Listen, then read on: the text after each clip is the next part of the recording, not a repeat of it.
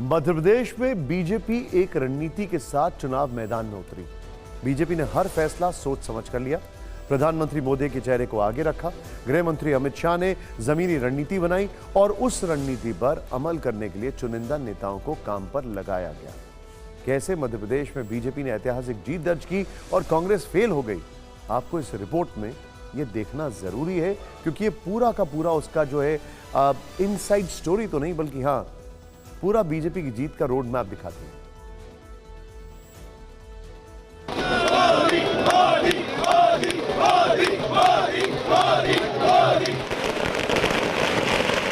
जहां दूसरों से उम्मीद खत्म होती है, वहां से मोदी की गारंटी शुरू होती है। एमपी के मन में मोदी और मोदी जी के मन में मध्य प्रदेश ही सबसे बड़ा फैक्टर है। ये मोदी नाम का म्यूजिक है।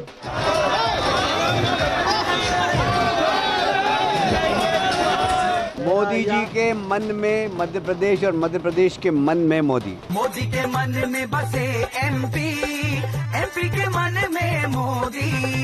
मोदी के मन में एमपी, एमपी के मन में मोदी। मध्य प्रदेश के चुनावी नतीजों ने बीजेपी के इस नारे को ग्राउंड पर उतार दिया।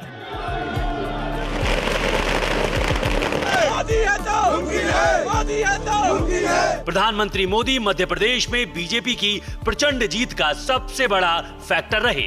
एमपी के वोटर ने कांग्रेस की गारंटी के वादे से ज्यादा मोदी के चेहरे पर भरोसा किया।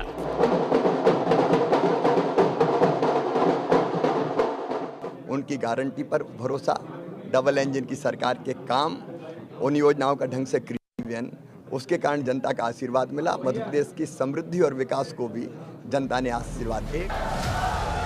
एक रणनीति के तहत बीजेपी ने शिवराज सिंह चौहान को चेहरा नहीं बनाया। उन्हें पीछे रखकर प्रधानमंत्री नरेंद्र मोदी पूरे प्रचार का चेहरा बने रहे। इसका बीजेपी को फायदा मिला।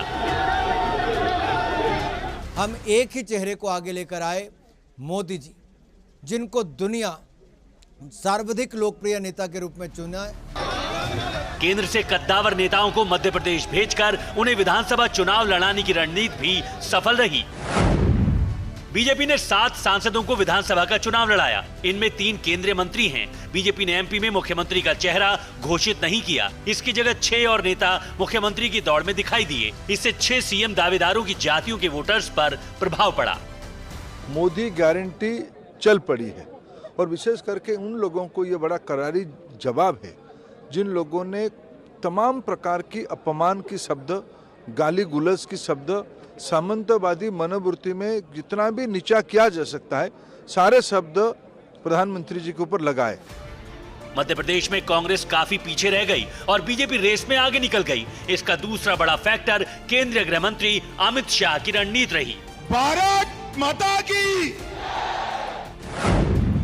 अमित शाह ने मध्य प्रदेश के लिए जमीनी स्तर पर रणनीति बनाई। 2 सीनियर नेताओं भूपेंद्र यादव और अश्विनी वैष्णव को मध्य प्रदेश चुनाव की कमान सौंपी गई। पूरे राज्य को 20 हिस्सों में बांटकर रणनीति बनाई गई। हर हिस्से की जिम्मेदारी एक संगठन मंत्री को दी गई। अमित शाह ने हर बूथ पर 51% वोट का फॉर्मूला तैयार किया, जो बीजेपी के लिए हिट रहा। मध्य प्रदेश, राजस्थान, छत्तीसगढ़ में जो बड़ी जीत हमको मिली है, उसका श्रेय मोदी जी का नेतृत्व, अमित शाह जी की रणनीति, नड्डा जी की संगठन क्षमता, इन तीनों को ही मैं देना चाहूंगा। कांग्रेस ने चुनाव प्रचार के दौरान जाति जनगणना को बड़ा मुद्दा बनाया। राहुल गांधी ने अपनी हर रैली में सरकार बनने पर जाति जनगणना कराने का वादा किया, लेकिन ओबीसी पर कांग्रेस के इस वादे का कोई असर नहीं हुआ।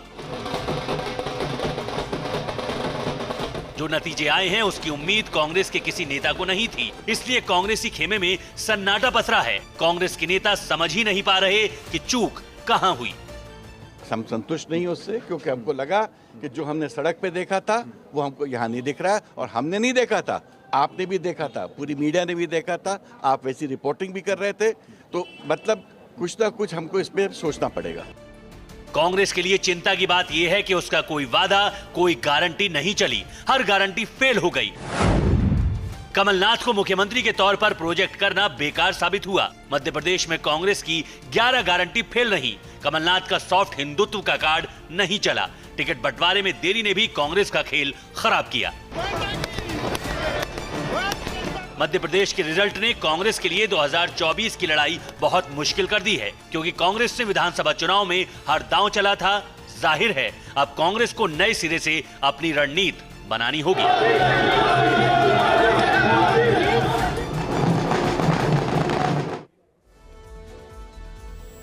लेकिन अब आपको बताते हैं कि मध्य प्रदेश में कहां पर मैजिक चला है, कहां पर मैजिक नहीं चला है। ये फैक्टर्स देखना जरूरी है। और रीजन, हम 2 रीजन आपको सबसे पहले दिखाने वाले हैं। सबसे पहले मध्य प्रदेश में चंबल की बात करें। अब चंबल जो है, यहां पर यकीनन कांटे की टक्कर थी। अब देखिए, आप इस तस्वीर को कैसे देखते हैं, आधा ग्लास भरा है या खाली, या मैं आपके ऊपर छोड़ रहा हूं। जब बीजेपी को अप्रत्याशित वोट परसेंटेज मिला है, यह सीटों का आंकड़ा है 164, तब बीजेपी और कांग्रेस का डिफरेंस सिर्फ 2 सीटों का। चंबल में ज्योतिरादित्य सिंधिया, जो कि बहुत बड़ी तोड़ फोड़ कर 15 महीने में वहां पर सरकार को एकदम निपटाकर बीजेपी में आए थे, ये उनका इलाका है। 18 बीजेपी, कांग्रेस 16। अब ज्योतिरादित्य ये भी कह सकते हैं कि पिछले के मुकाबले 11 ज्यादा है, लेकिन यह भी दिखाया जा सकता है कि फर्क सिर्फ 2 का है।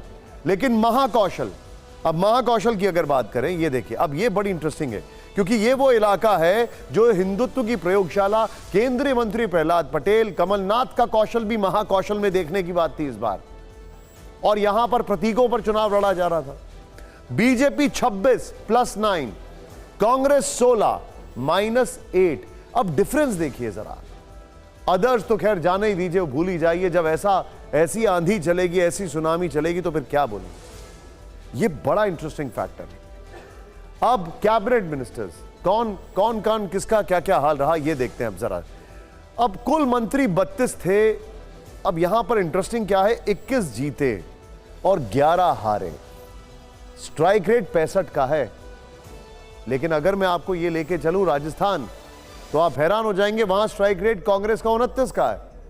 तो इतना तो शायद मार्जिन ऑफ लेके चलते हैं कि इतना तो चल जाएगा, क्योंकि फिर सभी तो जीत जाएंगे, तो फिर बाकी ऑपोजिशन पार्टी में कोई रहेगा कि नहीं रहेगा। ये बड़ा फैक्टर है।